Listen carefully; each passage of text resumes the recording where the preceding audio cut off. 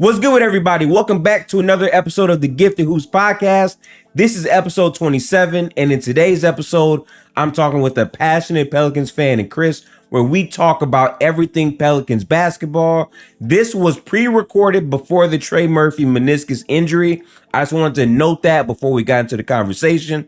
But make sure to tap into this podcast on Apple Podcasts, Spotify, and YouTube for the video version. Without further ado, let's get right to this episode. Appreciate all the support. I'm joined here today by Chris. He's a passionate Pelicans fan, and we're joined here for episode 27 to break down all things Pelicans basketball. Chris, how you doing, man? Good, man. Happy to be here, bro. I like what you're doing. To start this podcast, I really want to begin in the 2022 offseason after that Suns playoff run. Where were your thoughts on the team right there? Oh, man. I mean, you know, for those who don't know, man, that was an interesting time in total, man, because ending that season, you know, I think everybody felt like things were finally clicking, like things were finally connected, because teams, you know, entering the David Griffin era, entering Zion Williamson, you mentioned Lonzo and company, Brandon Ingram, there were expectations about that team, right? About maybe, all right, you're trading a future champion and one of the best players in basketball at the time and still today in Anthony Davis. But most times when you make a trade of someone of that caliber, you don't end up with a Zion Williamson, right? You don't end up with a future All-Star Brandon Ingram, and you know, unfortunately, Lonzo has been hurt, but his trajectory was starting to pick up. Again. Was doing some great things with Chicago, and even in his last couple of years with New Orleans. And you also got Josh Hart out the deal, as well as future draft picks that turned into things that we'll see how they play out. But we finally got a chance to make a move for an all-star talent in CJ McCollum, although he hasn't been selected to an all-star team yet. A veteran in the locker room. You added Larry Nance, who's been really good to me, but really good to the city, and what the Pelicans want to do in a lot of small ball lineups and in the modern game. But yeah, man, I mean, the team, the city, the community kind of connected, and I was fortunately a big part of that. And man, bro, going 6 games, and really at one point in time in that series, a lot of people watching the team thought they had a chance to win that series. Like, it wasn't just, the Devin Booker injury and so on and so forth, but it felt like they had a chance to win that series. Unfortunately, they didn't. But going into the offseason, we did so much without Zion. Zion comes into camp healthy, looking really good, looking dominant, looking the best that he's looked maybe ever at that time. It really felt like this team had something special and to kind of build off of. And that was really where it was at, the excitement and the way to kind of, now the expectations are back, how do they build off of it? And that's where everybody was at, like, this team can really make some noise. Yeah, I gotta say, first off, big shout out to Chris, because again, when I tell you a Pelicans fan, that man is a Pelicans fan. His links and all that will be in the comments, so go tap in with that. I really gotta highlight this Pelicans team tremendously, because first off, Ingram went through injury stuff, and he had like a year where he was basically in charge of the team, and he had to carry on that load. And the way that they made that run at the end of the year to get into the playoffs, I mean, Brandon Ingram was putting up triple doubles. He was playing like at a super high level, and the way that he put that team on his back to not only get into the playoffs, but then how he excelled in the playoffs. Like, for me personally, right, I questioned, okay, how consistent is his half-court playmaking going to be in the playoffs when they have time to really, send key guys at you? And Ingram's playmaking was spectacular. I mean, you're right. Like, people came in saying this is a 5-game series or 4 games, and the Pelicans really showed grit and, stamina in terms of being prepared for the matchup without Zion, who many people believe is the best player on the Pelicans. So you saw the team rally behind Ingram for sure, but the new head coach, Willie Green, too, like, he really got guys to buy in as the season went on. And even in that playoff series, I just liked the infrastructure of what was there, because people want expectations to hit immediately, like just win. But sometimes you have to take those losses to understand what you have and build from there. And to me, last year at least, That's what this Pelicans team was. And they found ways to win at the very end of the year without Zion. And coming into that playoff series again, Ingram was sensational in pretty much every game that was played. So coming into 2023, I'm thinking, okay, Zion cannot fit in perfectly here. But the question now is, okay, what is the chemistry between Zion and Brandon Ingram on the court in terms of how are they going to close out games? Because what they experimented a lot with is Zion would have the ball in his hands. He would basically run point Zion because people can't guard him. And, you know, as a player, Zion does not settle. He's not taking the three, the long two. He's taking the ball. He's getting to the paint, and he's going to create opportunities for his teammates there. To me, I said this coming in, my biggest X factor for the 2023 season was going to be Zion and Ingram playing off of each other to close out games. Kind of similar to what the Bucks do with Giannis and Chris Middleton. Obviously, Ingram is a better scorer, I would say, than Chris. So things could work out there. But what would you say about that combination headed into training camp? How did you feel about that? Well, I mean, unfortunately, it was kind of unknown in a lot of ways because you had a bunch of different parts that were important in that playoff run. I mean, you got to remember the team started off like 1-8, 3-16. It took a lot for them to even get to a point to where they were trading for CJ, right? Since CJ was the key in kind of all of this. Like while there was worry about Brandon, it was confusing because people had felt like I had heard it dating back to the days of them with Stan Van Gundy. Even in that first year, like how does that fit? And most of the critique was put towards Brandon in regards to his ability to play off ball. And then on the Zion side, it was him being a non-shooter. How do those guys fit together? And then it turned into, okay, well, they can't build chemistry. They're not on the floor, so it doesn't really matter. One guy likes to get, Brandon, while percentage-wise shoots well from three. He's still not a high-volume three-point shooter. We know he likes to get to his spots, which are, we're talking, mid-range, like certain areas of the mid-range, post. He became a much better driver and getting to the cup towards the end of the 2023 season, which we'll talk about. But heading into that season, you thought, all right, you saw the individual parts of what Zion could do, you saw the individual parts of what Brandon can do. The last time we saw those two together when Stan Van Gundy played, they both individually played well, but there was still parts around the team that lagged. Lonzo was still on the team the last time Zion had stepped on the floor. How would he adapt without playing with someone who fit him well in that area? But the roster had gotten better. We got Herb Jones. We got the best shooter that he's played. Guy that played with since Trey Murphy. Since JJ Redick. You add Trey Murphy. Like there was a lot of different, and then there's CJ McCollum. So I thought while Zion and Brandon had a lot of work at that time to still kind of work through, and it's been you're going on the fifth year. I mean, before we move past, but I thought that you'd be able to get away with the areas that those two have to kind of figure out when playing together by adding the different talents that you did coming into that season and the positive momentum that you had built. Some other role players, Jonas Valanciunas and Najee Marshall and Jose Alvarado, hell of a story, right? All of these things, I think, played a big role outside of Brandon and Zion. There's some fit worries there for a lot of people. There's some chemistry worries. There's some, do they like each other? How often do they play together outside of the floor? One dude really in Brandon is always attached to a basketball floor. There's questions about how hard Zion works in preparation towards getting things together. I mean, it was kind of, a lot of confusion there, but there was a lot of faith being given on Willie Green's involvement and what you were bringing in with CJ and Larry Nance, and just the team being happy and finally being involved in playoff success.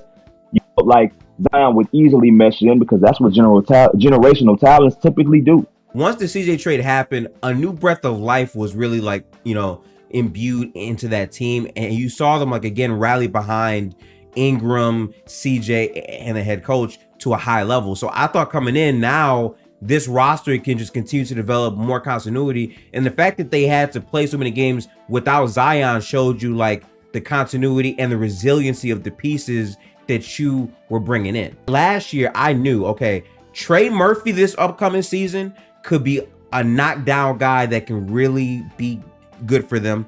I absolutely loved the additions, like Nance. To me, being able to go small, super athletic plays his role, it doesn't ask for too much. I feel like that was going to fit well, but to me, in terms of like the future of where this team lies, to me, that is solely dependent on the way Brandon Ingram and Zion can operate on the floor together, especially in a pick and roll type of situation. Like, I focus on the Bucks because I think the Bucks give a solid enough blueprint. I think Zion is a devastating roller, and people have to remember the last time Zion played basketball with Ingram, he was one of the most efficient players in basketball. He led the league in paint points, like 60%, not true shooting from the field raw. That's what Zion was doing. So I'm 100% with you on that. I gotta start out with this though. When the season started, I'll never forget this. I watched Pelicans and the Nets, and seeing the way they ran that team out the gym where no one could be guarded. CJ is hitting shots. Zion is hitting shots. Brandon Ingram is hitting shots. That dominance that we saw in that first game, it really set the tone for what we thought this Pelicans team would be coming in. How did you feel after that first game was etched in the books? I mean, it matched everybody's wild expectations, wildest dreams of what the team could look like. Like, that was a performance that you thought you were going to see it. You thought it would take some time, right? Brandon only played one preseason game. Like, that's what folks like forget. He only had played one preseason game, and I mean, he had missed some time during training camp. Battling, I believe, a toe and a thumb, and there was some other things, but he played one preseason game. Zion, I believe, had played pretty much all of them. So, you had kind of gotten a chance to get an idea. Okay, Zion looked good. He looked defensively. He was there offensively. The ball was moving. And just that game, man, that Brooklyn game was so dope because everybody kind of had a moment. They got off to a really great start. They were defending. They were taking advantage of Brooklyn's lack of size. Jonas got involved early. Zion had some moments. CJ had some moments. Trey Murphy came in off the bench. He played well. Everybody that touched the floor pretty much, and then Brandon kind of, second half kind of went to work against, his idol in a lot of cases, Kevin Durant, and closed them out. A healthy Brooklyn team that had expectations of their own. You got Kyrie there. You got, you got KD, Ben Simmons. There was a lot of intrigue there on how that would look. There was some excitement about talking about him and how he would look and mesh with that team, and so many other different role players that were on that Brooklyn Nets team at the time. They look hella different now, but I mean, to do that and then not to do it at home, to go into Brooklyn and do it, that was, I mean, it really, really kind of set a statement. That was a statement win. Game one, it was like, man, for a team that, all right. And one of the other things I didn't really mention is that downside of things was that, all right, well, what if Herb Jones really overplayed his hand in year one, right? What if the shooting doesn't get any better? What if you have to worry about that element? What if the rest of the team shooting as a whole ends up coming into play? Everything, just game one looked great. It matched everything that you wanted to see. They were fun. They were laughing. They were having a good time. They were sharing the basketball. It was the perfect picture, and the best thing you could hope for. I don't think anybody really could have imagined or guessed how they would open game one. Even if you thought that they would win, I don't think people thought they would win in that manner.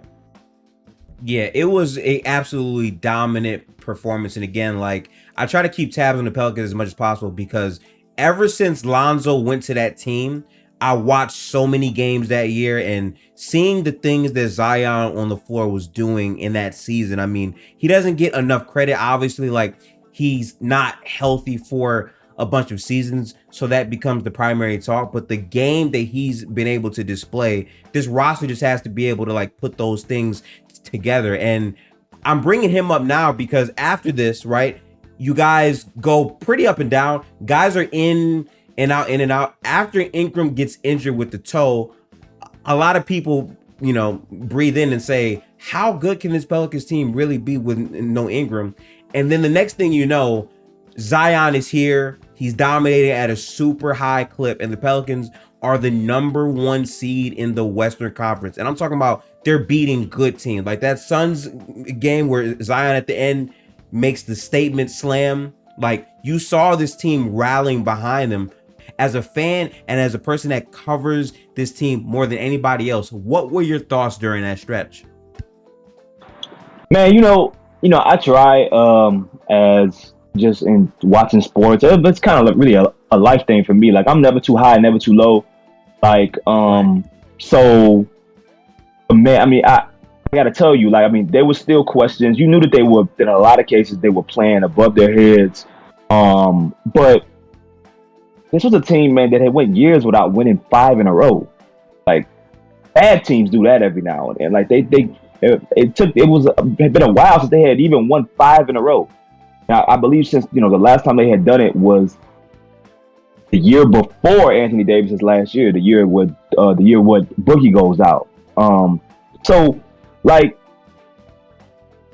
even doing that, it was spectacular. And for Zion, man, it was like this. Zion was playing the best basketball of his life. You know what I'm saying? Like, and it was on both sides of the floor. He was defending. He was active. He was rebounding. Like, you mentioned the passing. He was doing everything that you could really ask for somebody. The energy was there, and it looked like his team. It was the complete opposite of the team that you had saw in the playoffs against Phoenix, where it looked like Brandon's team and CJ was doing his thing, and they were living and dying with Brandon. No, this team now, they're winning, but it's Zion's team. Yep. Now, the elephant in the room was we're still stuck with the fact that you got to kind of see it together with Brandon. Like, you want to see the best. So there's still like, but the other side to that is kind of like the opposite of the playoff run. Like, man, okay, they're doing this without Brandon. What's it going to look like when he comes back? So to be first in the West, again, another thing that hasn't happened in so long, even for a couple games. There was so many spectacular Zion performances during that run. You got the Minnesota game where he takes over against Ed Edwards, has some crazy plays down the stretch. Where Minnesota, who has some really good defenders, we'll talk about rim protection, we'll talk about perimeter defenders, had nothing for him. Moving McDaniels out of the way, moving Kyle Anderson out of the way, finishing over Rudy Gobert. This was consistent. It was a Toronto game where he went nuts. And then there's Phoenix. The crazy thing about the Phoenix, people focus on the dunk. What people forget is that they played Phoenix on Friday. And then they played them on Sunday. Like, this wasn't a situation where it was a series, basically. Yeah, it was basically a series. This was a team that they had, some type of animosity towards. Jose and Chris Paul has their thing, and they beat them in very kind of dominant fashion on a Friday and then on a Sunday. And the thing about after the dunk on Friday, the dunk happens Friday. Brandon and Herb Jones were out Friday's game. They were both supposed to come back that Sunday.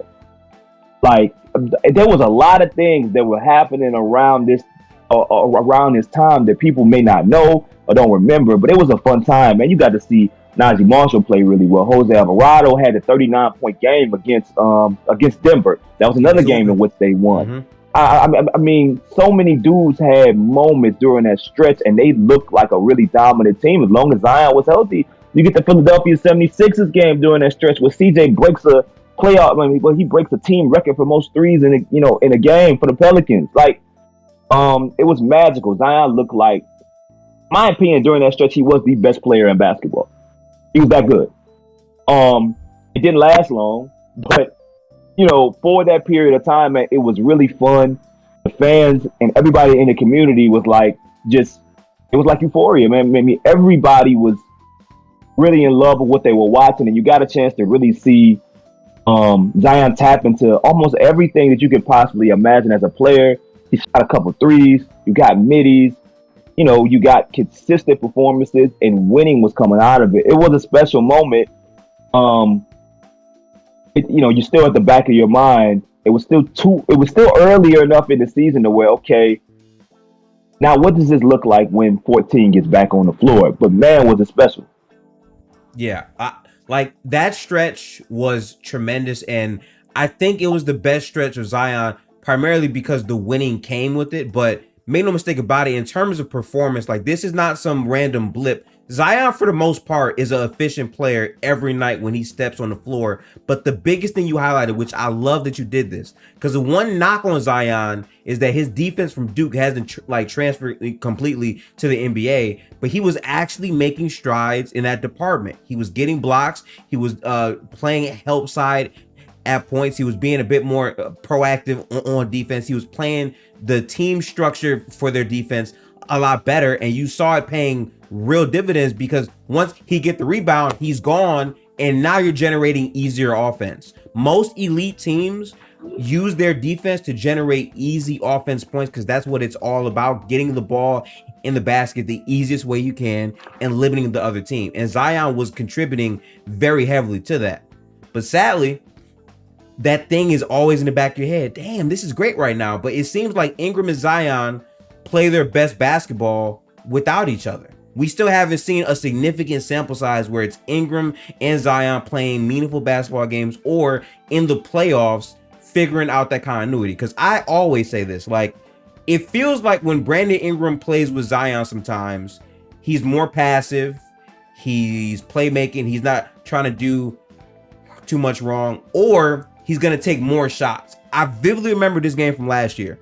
It was versus, I believe, the Dallas Mavericks. Not from 23. I'm talking about 2022, where Zion only missed like one shot and Ingram had, I believe, 25 shots. Like the continuity and balance of like finding out how to play with each other, feeding whoever's hot. They still need more time to play together. So even during that stretch, while I thought this is great, man, they're really good, it's just like you said, how are these two guys going to play together? Because ultimately, that stretch is fine, but I know for a fact that you and other passionate fans are focused on winning a championship. Like that continuity of these two star players coming together for that effort. So that question was absolutely there still, I would say. Yeah, man. I mean, there's actually a game that they played earlier in last season in Atlanta that's similar to this, where the team is healthy and Zion goes on a crazy run down a stretch. Zion was early in the season where people don't remember, before Brandon goes down. He had a concussion early in the year, but once he hurts his toe the first time and is out for a period, or it might have been through the concussion. No, it wasn't toe. But once he gets the toe injury, before that, Zion had been trying to still find himself. He wasn't finishing at the rim the same way that we were used to. But still, I mean, even Zion, 70% of him finding himself on the floor, because you got to remember, I mean, we're talking about a dude that hadn't played in over a year. So, and even playing in preseason, some of his rhythm, some of his timing, his leaps, his finishing through contact, it wasn't there. It was still giving him the ball heavily in the post. And that's also part of the issue. Like, not only are the results a little bit different when those guys are playing together versus separately, the way that they're used are different. You know what I mean? And that's what comes into play, because you saw there was an Atlanta game earlier in the year, crazy finish, but Zion goes nuts in the fourth quarter. And Brandon, if I remember correctly, didn't have that great of a game. But the Pelicans have a chance to win the game before it goes into overtime, and Brandon has the ball in his hands. Ball should have went to Zion. The play was called for Brandon, and I understand why, but that's a period where it's like, all right, this guy, he has it going. This is his night. Let's get him the basketball. It didn't happen. And I think that they have to, in some respects, during the most important parts of their tenures together, Brandon's been the one out there on the floor. Zion's been out. So I can see how Brandon feels, even on a night where he's not playing well, he's not shooting. I'm shooting the ball. But at some point, I think for them, and you hope that maybe after the way the last two seasons have ended, you hope that they can figure out exactly how to get past all of the other elements and some of the personality differences and some of the I guess overall selfishness that sometimes come in play versus we are what's best for each other, one way or another. You're gonna make my life easier, and I'm gonna make your life kind of easier. And last season, due to your, to what you were saying, they couldn't figure it out. Brandon was the one sometimes looking a little bit lost. Zion sometimes sitting in the post, sitting in the corner, looked like kind of misused. So you got one dude that's looking misused and one guy that's not really knowing how to do it. Brandon was averaging about 20 points a game, spotting up, very similar to some of his issues that he's having right now with Team USA. What do I do when I don't have the basketball in my hands? And for a team last year that didn't run a whole bunch of pick and roll, it showed conflict sometimes on the floor. They're running into each other. The spots weren't completely there. Then you have Jonas Valanciunas. You don't have enough lineups that you can run five out with to give them the space to run what you want to run. That might bring out the best of them together while they're on the floor. It's tough, man, because those individual talents seems like they can work so well, but it needs time. I think you need the right parts, and those two have to be connected and not just winning and playing well with each other. And I don't think we've had enough time to see that really play out. Yeah, that's the unfortunate part about the NBA too, by the way, because it's like we see these two guys have dominant stretches where we know that they can play. We saw Brandon Ingram in the playoffs perform and play at that level. We saw Zion routinely against every team, best defense, worst defense, whoever it was, tear them apart without shooting a perimeter jump shot because he's that lethal at the rim. So logically to me, I'm thinking, okay, if you give Ingram the ball, you can run Ingram, Zion two-man game. Zion will abuse mismatches that they put on him. Brandon Ingram can hunt that long-range shot, and they can basically, work off of each other in that way. The problem, though, is it feels like a clash because I think Zion is so good with the ball in his hands, but so is Ingram, and Ingram arguably creates more in terms of like three-point passes, but Zion is such a pressure at the basket. Those corner threes are going to be wide open anytime he crashes. Regardless. Right. So finding a way to make that fit with the roster around him, again, great point you're making, because Herb Jones, right? As good of a defender as he was last year and this year, the question is, are defenses ever going to really respect this three-point shooting? We saw Willie Green pull him multiple times because the offense sometimes couldn't really flow. And as good as Zion is, he's not really a spacer, and that's fine because he's such a dominant talent. He doesn't have to be. But how do you make up for that? How do you make up for having a roster that at times has offensive, I would say, mismatches where things don't fit all the way coherently? And sadly, Brandon Ingram's contract is also coming up. So like the time to like find out, can these guys play together, is slightly running out. If you have to make a choice between, okay, we're going to stay with Zion and build with him, or trade Ingram or trade Zion, where are you at with this? Because I agree that it needs more time, but it seems like time might be running out. That's a really good point, man, because, I think what's interesting is that there was a lot of chatter that I had heard that real about Scoop, about the Pelicans possibly being very interested in Scoop Henderson. I 100% believe that's the case. I don't know how serious it was in regards to Charlotte, to the Pelicans being willing to offer Brandon Ingram. I don't know how serious it was in regards to them offering Zion Williamson. I think that to a degree, there may have been a scare tactic, maybe involved about, Zion, we need you to get things together. I've heard different things about Brandon and maybe some frustration that set in about games that he's missed over time. But overall, it comes down to the fact that these two guys just haven't played enough games together. And if they're not healthy, eventually you got to break it up anyway. I mean, the Clippers, they have an interesting situation with walking into a new arena soon, and with Kawhi Leonard and Paul George. But you see it with them, you can make the playoffs consistently as you choose to, and be a team that someone's always talking about. But if your two guys can't play together and are always hurt, once you get to the postseason, it's just not going to matter if you're missing one or they don't have enough time towards the end to get into a rhythm together. And, if you're the Pelicans, man, you can't keep running that back and having it fail, knowing that the odds are against you no matter what with these two dudes. So, if I had to choose between the two, man, it's tough because throughout everything that I've heard about Brandon, things that maybe everybody doesn't know about in regards to some frustrations that may have been throughout the organization or certain people that cover the team, with some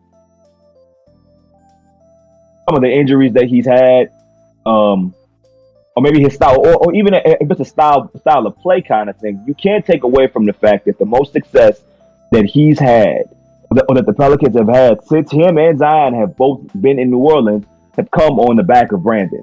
And even if that means that that's just simply, making it to a playing game, or that's making it to a playoff series, those are his accomplishments. The only season that the team finished over 500, it's only a couple of games, come from Brandon Ingram.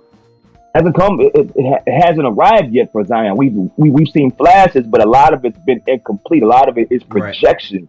Right. A lot of it is bottled into a small window.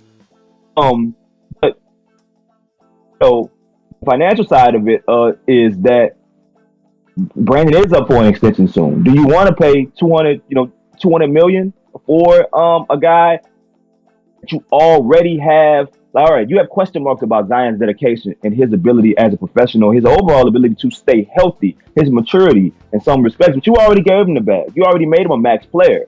So got an extension up for Brandon to pay him $200 million. Even if you believe that Brandon is the better, more mature human, the dude you want to invest in, you look to trade Zion, you're not going to get anywhere close to what his potential will tell you he's worth. So the diminished returns worth signing Brandon, who some even wonder if he, at best, I think Brandon, if you talk about a winning championship team, as much as I love Brandon Ingram's game, I think he's a hell of a passer. I think he's grown so much since he arrived in New Orleans. I think at best, personality type, and just the kind of selfless I think he can have in regards to watching others cook and give others the basketball, even with the scoring ability. Yeah, I think he's a number two. I think he's a number two. I just think that's what he is. Best case scenario on a winning team, he's your second best player, and I don't think that's bad. I think Chris Middleton is a perfect example of that. A better version of Chris Middleton is a perfect example. Zion's a number one.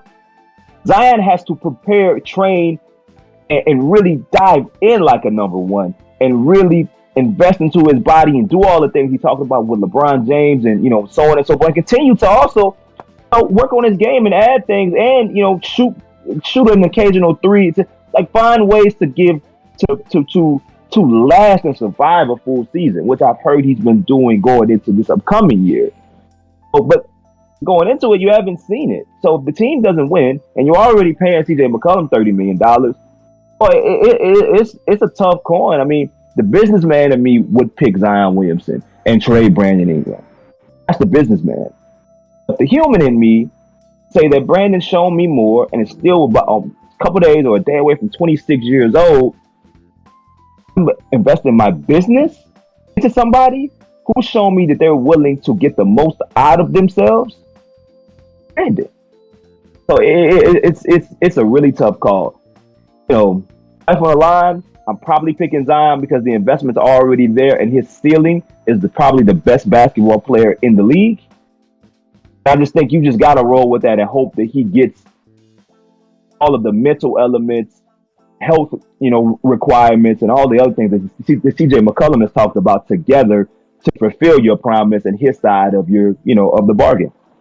I agree with everything you're saying. It's an extremely hard decision. And I say this because you got to think about it, right? Like you said, they've already committed to Zion Williamson.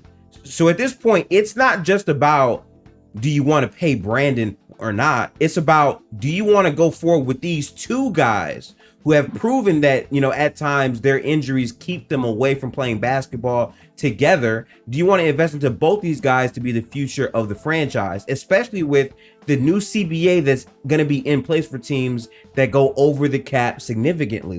There's going to be major penalties to these teams for doing so. So that actually, for me, puts a lot more pressure on this season right here coming up, especially in a West that's revamped. KD is now in the Western Conference. The West just keeps getting more and more loaded. The Wolves got better. Like, pretty much every other team found ways to improve and get better. And I struggle with where I think the Pelicans are going to be, because again, I think the Pelicans are good. Like, we always do this if healthy team with every team, every single team. We know that's not going to be the case, but it's hard to, say or gauge, because we don't know who's going to get hurt or not. But obviously, if we play this if healthy game with the Pelicans, we're talking about Zion playing 55 plus games. If Zion alone plays 55 plus games, based on what we know his caliber to be, they're a playoff team. It's not a question, right? So I'm looking at it like, with the extension talks, I think the right thing to do is to just wait and see what you have. That's all you can do. Like, it's a hard spot no matter what you do. And I promise you right now, if the Pelicans trade Zion, imagine if like all the health stuff, all that stuff goes out the window and then he has his best years after the Pelicans. Yeah. I feel like after trading Anthony Davis away, to trade another potential franchise superstar that can be that caliber of player, I feel like that would haunt the franchise more than making it better. So like, I'm not too high on doing that just off of that strength. Because again, you traded Anthony Davis, yes, but it was with all these assets and then Zion, and you still have so many draft picks. Like, I guarantee you, trading Ingram would actually get you more value back to me, because like you said, he's a high level player. He's young. He's been healthier than Zion. And also he's been proven in the playoffs against the elite defense. We've seen that from Brandon. And it feels like Zion has many more years to go until he fully matures, both as a man, but also like from a health perspective. And I say this all the time, Chris, right? Let's think about this. Zion hasn't played a whole lot of games, right? Joel Embiid had a similar start to his career. A similar, like very similar start. People were not sure about what Joel Embiid would be, and now he's the MVP of the league. Maybe that's in Zion's future, but as of right now, we don't know. So I feel you on that. It's a very difficult conversation for sure. It's tough, bro, because like I go back further, man. I've been following. I've been a fan of the Pelicans since before they were the Pelicans and they were the Hornets, brother. And they arrived. I was still living in the city. And like, you can't beat the first dude that was gone was Baron Davis, right? And at the time, like, Baron Davis was a higher level. He was at worst a star in the league. And after that, things didn't work out long term with Chris Paul. You had to trade Chris Paul. Then things don't work out with Anthony Davis. You got to trade Anthony Davis. You can't be the franchise that things just happen to go wrong and not work out. With things like that, I feel like we're in your control. We talk about small market teams, but everybody don't have. It's hard to have, if you got Chris Paul, Anthony Davis, and Zion Williamson on your resume within. We're talking. I want to say within a 15-year period. With a 15-year period, you have those three guys on your resume, a team of guys that just didn't work out. This wasn't like through all the hate that that's thrown AD's way, and some of it is deserved towards the way that he decided to leave, and some of the things he did through his agency, and just the whole temperament and kind of aloofness, behind it. But like, he was right to leave. He was right to want to leave. And that simply wasn't just a small market element. That was an organizational thing. That was the way that ownership handled things. That was the talent that was put around those things. Some of the bad decisions that were made. And the same to respects in Chris Paul. With Zion, it's a little bit different, because Zion since day one has had some growing up to do. But no one's gonna care about that if he's out there playing, like you said, 55 games, and he's out there playing great basketball and the team is winning, or if he's in another jersey and he's playing well. Whether he figured it out on his own or some other team helped him, the narrative is going to be that the Pelicans failed. That's a hard thing to come back from. I don't care how good Brandon even plays. If I had to choose between the two, I would rather it be Brandon. The man, the parts of leadership that I know about him what he's done since he's been in New Orleans and what I think he can be going forward, the relationship that he has with his players, how hard he works. The man in me wants to pick Brandon. But I feel it. It has to be Zion. You have to invest in Zion because you can't be the one. You can't watch him walk out the door and go into greater pastures like you have with other guys, man. New Orleans, the Pelicans can't afford that failure on their resume as well. Better for worse, I think they're tied with Zion unless he comes out and demands a trade out of New Orleans. Yeah. Well, I want to transition from these guys to, obviously the rest of your team, because there are some other holes to, I would say, talk about. I kind of want to ask you your thoughts about CJ McCollum. I say this because as someone that has watched this team with Drew Holiday, where it was more so point Zion, and seeing the impact that CJ had last year compared to this year, I feel up and down with it, right? Because I've seen CJ a lot on the Trailblazers. So I thought after he got traded, okay, he's going to be this guy that handles pace, provides spacing. This team needed a guy that could consistently space from, far and also create from the perimeter. I thought CJ fit that mold pretty well. But I always said coming in, okay, Zion, CJ, Brandon Ingram, Herb Jones, you probably close with maybe Larry Nance. That's fine, but CJ McCollum defensively is not great. And more than anything, I always question, is he really a point guard? I never thought he was. I still to this day believe he's more suited as a 2 guard than your point guard. And I feel like in this season, especially in the games at the end of the season in the play-in, you kind of saw those things get exposed in terms of him not making the best decisions with the ball in his hands at some points. I feel like sometimes he'd be prone to shooting a lot of shots and not necessarily creating things. But I think it's hard when you're playing with Brandon Ingram and Zion. I feel like his role from a night-to-night basis isn't always defined. What did you think of CJ McCollum this year? Man, it has some frustrating elements, but man, throughout the year and even when the year was over, it was hard to blame him. When you take into account that he played through a torn labrum and poor ligament in his shooting thumb, and played, I think, 75 games at the age of 30, 31. And with those 2 injuries, I think he played more games by himself than Zion and Brandon played combined. I think he did. Himself. So, and he had messed up his shoulder and his thumb month and a half, I think, before the season ended. So, he took some shots that I didn't agree with. Even, we had the chance to have him in the spaces we did with Larry Nance, and I got another one upcoming with Larry. See, and one of the fans even asked him on Twitter, during the spaces, like, yo, bro, why you shoot so much? Why you don't pass? That was literally their question. Like, yo, like, why? What's stopping you from averaging 10 assists? And he answered it without throwing his guys under the bus the best that he could. But basically, what he said was honest. Like, yo, we got to be healthy. If you want me to average more assists, if you want more,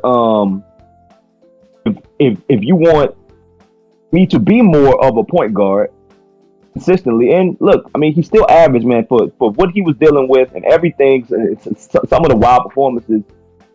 I mean, he still averaged close to 21 points a game. I think he averaged 5 rebounds, close to 6 assists. He had a good year. But he was brought into New Orleans to be a third option. And for the first time in his career, the point guard thing was one thing.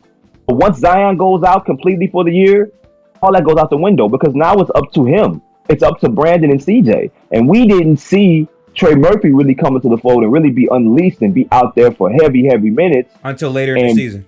Until later in the year. So, Jonas was having some struggles and they weren't, empowering him offensively like they were in Jonas's first season in New Orleans. It was interesting, man. Like other guys were getting involved.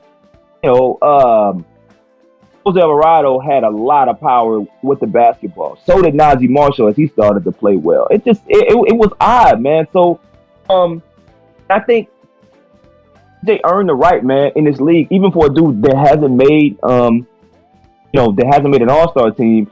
His playoff resume, what he's done in the league, consistently making the playoffs however many years, I think, in a row since he made the NBA, averaging 20 points a game so many years in a row. He earned the right to come in and say, even playing next to Brandon Ingram, who is ultimately a better player, in my opinion, he earned the right to say, injury or not, whatever the case, whatever bad shot or not, I earned the right to do these things.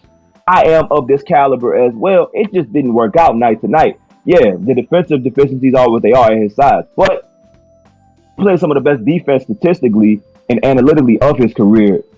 Gave you everything he had. And I can't, all in all, playing so many games without Brandon and Zion or one of them, playing what he played through, I can't doubt the man. I think he's and he's a dude that I think is going to have a hell of a year. And, bro, in the midst of all this, he was negotiating a lot. He was negotiating a damn collective bargaining agreement. He was doing that too. Yeah. Like, when he first, he moved his family, had a newborn when he first got to New Orleans, a couple years ago. Like, I don't like making excuses for everybody, man. And that doesn't mean that, CJ, that there's certain things in his shot palette and certain time and situational things that you rather him not do. It's hard for me to knock it because I think he earned it and he gave you every single thing he had when a lot of dudes and maybe some of those currently on the roster would have set out for it. Yeah. Yes. I can't say you're wrong. And I'll say this. I love what you just said because that ties to the perspective of basketball those people don't care about. The human side of like what these players are going through on the night in and sure the day to day. Because to be fair to him, as you said, he played 75 games and I always felt like his role was super inconsistent. Obviously, maybe things look way different with Zion and BI there on the floor. But I do just want to say long term, even on paper for me, I think what this Pelican team needs to focus on is an emphasis on size, skill, and defense. And I feel like with CJ McCollum, it felt kind of redundant in terms of, yes, you are a phenomenal scorer. Yes, you are a terrific spacer. But it felt like the biggest thing that he contributed more than anything else was the leadership off the court. Because I'll give him that. As a veteran player, he was able to do that. But on the court,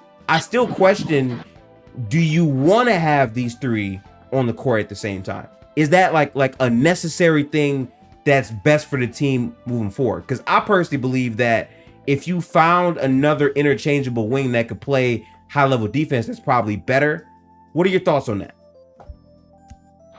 Yeah, I mean, it's what becomes tough sometimes is that like, got to give Jose Alvarado in the numbers and analytics love Jose Alvarado and the eye test in regards to the energy. Think about this, man. He's the only true point guard on the team. Like, I know Dyson Daniels was drafted, in some respects to play that role eventually down the line, and you have Zion who can, is a hell of a passer for his size, and Brandon is arguably the best wing passer in basketball, not including LeBron James, or depending on how you define Luka Doncic and company. Like he's one of the best at that size, at that position. Like the numbers support that as well. It's tough to have closing lineups needing Jose Alvarado. He's the only point guard on the team, the only true guy that's just really out there to get others involved, make a few shots every now and then, and defend. At the same time, he's also small. So you get into these setups where you're running courts that sometimes are CJ McCollum and Jose Alvarado based that against the bigger, the good teams, specifically in the Western Conference, they have so many bigger guards, outmatched physically. You get caught in, you get caught in screens, you get caught up in bigger wings taking advantage. You don't have a switchy big that can hedge and protect the rim. You don't have any rim protectors right now, to be honest. So puts everybody in a tough spot. But I think ultimately, I would like a bigger wing that could do a little bit of everything, kind of glue guy-ish, but not get in the way of Zion and Brandon. But if you're only getting them 49 or 20 and 30 games a year, then you can't afford to do it. You need another guy that can go out there and carry the offense for 40 games or 50 games out of the year, because you don't know what you're getting out of your 1 and 2. And that's where it becomes difficult. If there is a way that you're getting you're getting quality minutes out of them, and you can find a way to get Brandon and Zion clicking together on the floor, well, now your lineups become a lot easier to figure out, because you're closing with Trey Murphy. You're probably closing with Herb Jones. If Brandon, Zion are out there, and you got CJ, in some lineups that can be your closing 5. Your 5 can be Brandon, Trey Murphy, Zion, CJ McCollum, and Herb Jones, depending on the matchup. Or if you remove Trey and you're putting Larry Nance out there, or you remove Herb and put Larry or Jonas, if it's a traditional big, whatever the case may be, or Zion at the 5, you have a lot more options than having to run out CJ McCollum and Jose Alvarado, just because you need that level of creativity or that organizational skill. And that hurts CJ having to be the off guard, running off screens, doing things at his age. He doesn't want to do. His body really ain't made for. I don't care how much he makes up for it. It's tough, man. But the toughest dilemma in the CJ McCollum question is that, man, he's a professional, man. He's gonna show up to work, and having that dude that's gonna clock in, that what you're getting every night, for better or for worse. With this franchise right now, with the question marks about both of your top 2 talents, it's hard, even with his physical limitations and some of the things that people don't like, hard to kind of move away from that. We wouldn't be having this discussion if you knew Brandon and Zion were going to play a certain amount of games together. If you knew you got 60 games at least out of them, this question, the answer to this question will be a lot easier, and we will be talking about where CJ McCollum best fits elsewhere. He might not even be a fucking Pelican, to be honest. Yeah, right. I mean, but he's what you have to deal with. Those that aren't a fan of CJ's game or his fit, he's the necessary evil until Brandon and Zion can figure out how to play games together and get the best out of themselves as a duo. And that is why the first thing I came to you with were those 2, because again, I agree. Like I said it last year, it's gonna be the same thing this year. I don't care about nothing. Listen, I respect all the young players, Dyson, the sharp shooter you guys just drafted, all of the other players. I respect all of that. But at the end of the day, the future of this franchise is dependent on answering the question between those 2 players. And that's going to dictate a lot of everything else. I feel like once that answer is found, the results for everything else is going to trickle down to everywhere else. Like, I can't even say Herb Jones really developing his 3, how impactful that'll be if I don't know what I'm getting, as you said, from my 1 and my 2, right? Because I do believe if Herb can get the 3-ball going on paper, right? But if Herb gets it going with Trey Murphy, Zion, and Ingram, that's size and length galore and athleticism galore in those 4 specifically. And then the 5, you can basically interchange, in my opinion. Like, if these guys really get it going. We know Trey Murphy can space. We know CJ can space. But if Herb can just get that consistent knockdown corner 3, if he can get his PJ Tucker on, that's a different team. I really do feel that way. But it's just hard. It's a very hard and rough season. But we do have to come up to this point. For you, Chris, specifically, I'm asking you, what are your honest expectations for the Pelicans for the 2024 season? I think the Pelicans are a playoff team, but where exactly they fall in the Western Conference will be back to what number 1 and number 14 does in regards to being on the floor. They have enough time together. I think that they will figure it out. They went out and got James Borrego to add to the coaching staff to kind of help run the offense. He's going to help simplify a lot of things that are going to make things a lot easier, maybe a more modern. Pelicans sometimes, man, they had so many games last season where they weren't playing a modern style. Just low scoring games, just not scoring enough offense. They were 29th in 3-pointers attempted. Like they need to improve there. And I think Borrego will help with that. I think Trey Murphy, man, I mean, he's been the summer darling for a lot of different outlets and, a place people think that he has, he can really break out. But again, man, it's like, Denver's a really good example, man. Like, Jokic played great this year. He played great in the playoffs. The key for that team, they don't go that far without Jamal Murray being healthy this year. He's the difference, right? There's other guys that stepped up, other talents that are there, Michael Porter Jr., other people that you had to worry about, Bruce Brown, and glue guys across the board. Like, but there's no point of talking about Herb Jones, respectively, or even to some respects Trey Murphy, because all they're doing is holding water for the number 2 guys being there. The Clippers, Ty Lue can coach his ass off, and the Clippers can continue to add depth and add Russell Westbrook and Norman Powell one year, then Nicholas Batum and Bones Highland, and they get all of these different talented guys, and they'll get one Morris brother, and like they continue to find ways to add talent on their team. But it will not matter if Kawhi Leonard and Paul George are not healthy on the floor. That's just how it goes, man. So I think this is a playoff team. I think that they still have some parts that I would have added to.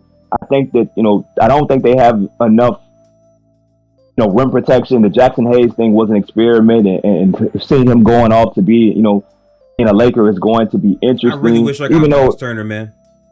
Yeah, I mean, a lot of people felt like that would have been a fit, but Jackson had the athleticism to be that kind of guy, but he never panned out physically and on the floor. But Larry Nance does a lot of the things that you want from a communication standpoint, and from always being in the right spots, making the right play, talking to everybody, being able to switch and defend multiple positions. But he breaks down being a dude that's 6'7" and 220 pounds, not meant to really play heavy minutes over an 82-game season. It just doesn't work year after year. He's hurt.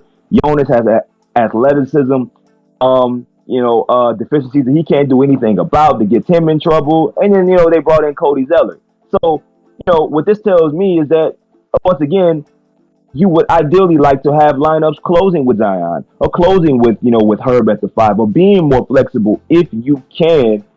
And regardless of who's closing at center, it won't matter if Zion and Brandon are healthy. If they're healthy, we'll be talking less about the center position or even their issues shooting.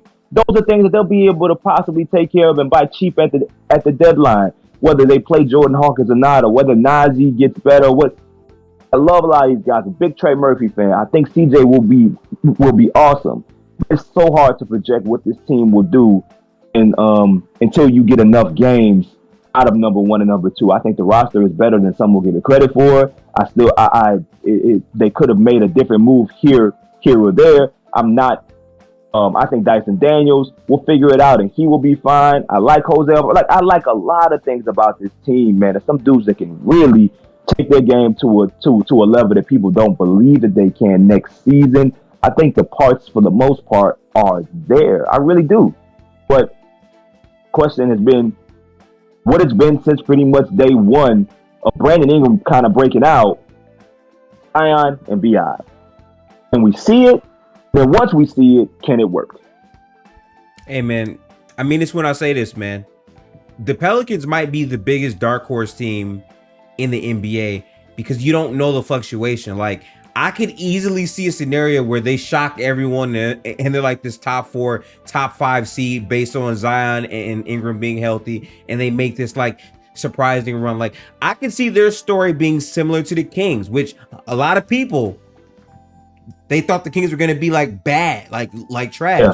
And they literally finished top 3 and almost beat my team, the Golden State Warriors, in 7 games. It almost happened, right? Yeah. Like, that's the story that can happen for this team. And it's crazy because a big part of why I'm doing these podcasts to where like I'm going through all 30 teams is me personally, I'm trying to like focus on the details for every team. Because when the next season ultimately hits, we're going to be talking about, okay, damn, what was the talks about these teams in the offseason? The Pelicans and the Mavericks, to me, are 2 teams that we just do not know what's going to happen based off the health and their roster, because their front line might not be that strong, but the high-end talent is so talented, it can outweigh that and outmatch that. So I'm with you, Chris. Yeah, bro. I mean, yeah, and see that, like, that's what makes it hard. I mean, you kind of got to settle in a lot of different ways for what you think that this team is going to do, because like you got to find a happy medium, because they're so hard to predict. They either can be a team that figures it all out and clicks, like you said. The Kings, they could possibly be better than the Kings. They were on a trajectory to win 50 games last season, 50 plus. Yes. So you could be looking at a situation where they're as good as any team in the West, and they play good against the top teams in the West. If they're healthy, I really believe this from a talent perspective, and if they play their cards right night to night with some of the guys they have on the roster, they're as good as they can compete with any team in the West, and that's including Phoenix, including Golden State, including Denver. I really believe that night to night, they have enough talent, top end talent, to compete with any of those teams. And some of those guys have been, they've been around each other, enough. They finally gotten, a coach here for going on his third year, and some players that are having 3 and 4 years of playing experience next to each other, so on and so forth.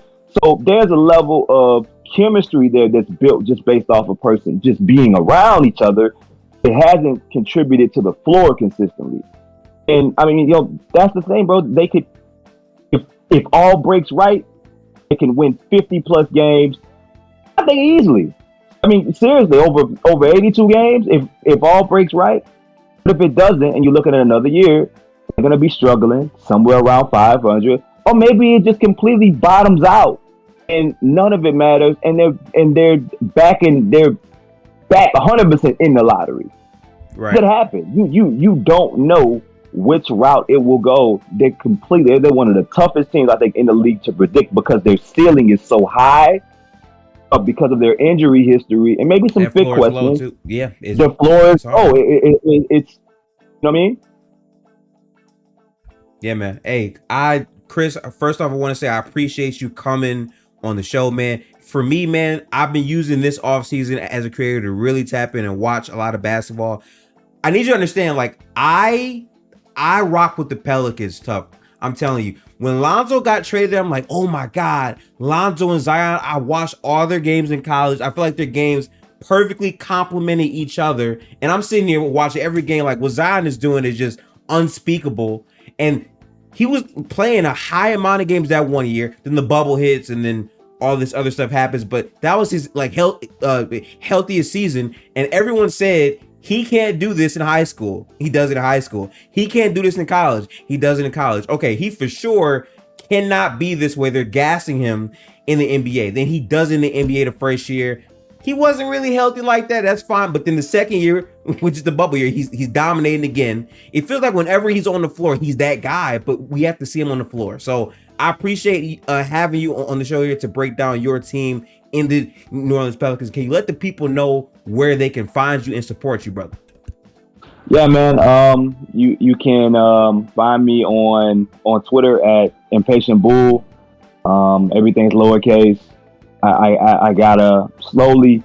I have a show on YouTube called In Space with Chris Connor, where I talk about a lot of different things, a lot of different scenarios with the team, and sometimes have special guests from the organization. We got a big time. I've had Larry Nance on the Twitter Spaces that transfer over to the YouTube channel with Buku Media that we've done twice. We have a third one that's coming up a couple weeks from now. I think mid-September is the last one we had. CJ McCollum and Trey Murphy both popped up. That was really cool, and who knows who pop up for this one. So. Yeah, man, appreciate the support. Appreciate being on the platform, bro. You know your stuff. Like, it's rare to talk to somebody that really knows what they're talking about with the Pelicans. You did your research, man. So dope, man. I was happy to be on. Yeah, man.